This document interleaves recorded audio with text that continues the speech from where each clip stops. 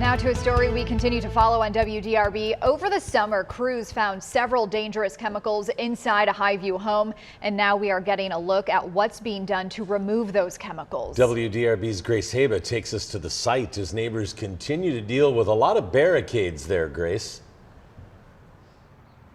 Yeah, guys, over the summer in July, as you were mentioning, over 20 different types of chemicals were found inside the home here behind me on Applegate Lane.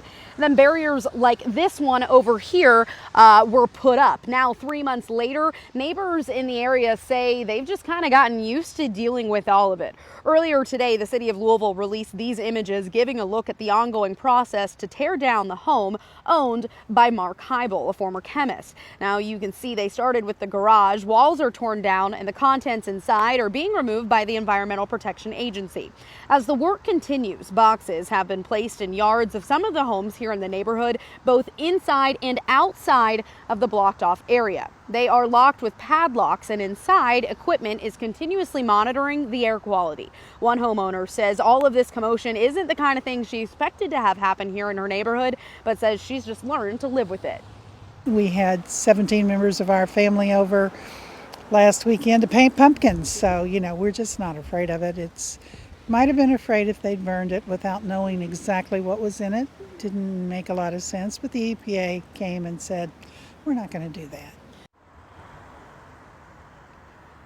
Now, back in July, authorities say Highview invited them into the home and showed them homemade explosives using TNT. An arrest citation reported Highview admitted to possessing laboratory-grade equipment and chemicals.